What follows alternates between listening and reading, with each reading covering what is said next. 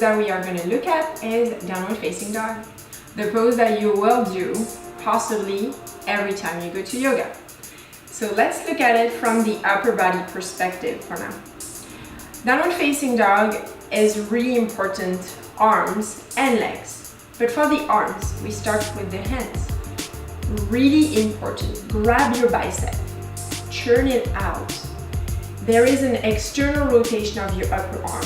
To balance that out, you need to turn your forearm and press your inner palms down. That's why you will always hear your teachers telling you external rotation of your upper arm, press your inner palms down, right? Because keeping that, you pronate the forearm, same thing, right? And actually, when we actually feel it and do it, we understand much better. So let's get to it. External rotation, pronation, right? It's all about wrapping your outer triceps back. This will allow you to broaden your collarbones, to lengthen your neck. It's not about cramping and looking for it. Just let your head dangle. The gaze is really important in yoga, so look in between your toes or in between your knees. Just pick a gaze and concentrate. And then push the floor away from you. Lengthen, right? You imagine you want to separate your bones apart from each other almost. So that's the first part already, upper body. Let's look at the legs right now. Most of the time when we start yoga, the teachers are like, this is a resting pose. And you're like, what? I'm not resting. It's because we're not using our legs enough. Really, downward facing dog is a V shape. So as much of the weight should be on your legs and on your arms. So try when you are there. If your hamstrings are not allowing you to straighten your knees, to bend your knees and reach your hips up and back. We don't really care about your heels being down on the floor if you're going to end up rounding your spine. So micro bending your knees and then push your chest forward.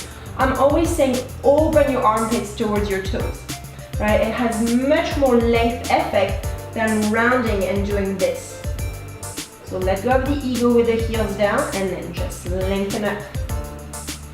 Another modification that might help you later on is to place 2 blocks on the low setting, right in front of you, about shoulder width apart. You're going to place your hands on the blocks and then it really helps you feel a sensation in your legs.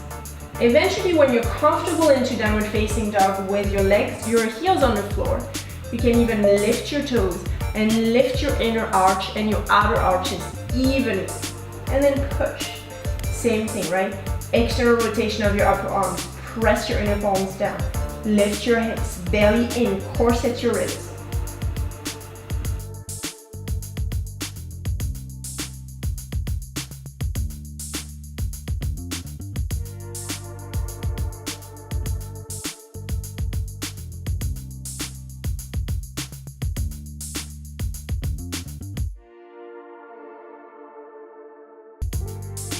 So after looking at downward facing dog and eventually at your chaturanga, you start to notice that these poses are like the blueprint of your practice. If you want to advance in your yoga practice, I'm talking about the physical practice, which is one of the 8 limbs of yoga, you really want to make sure that you are correctly aligned. This is how you will reach the alignment in your mind and get to relax and breathe very consciously.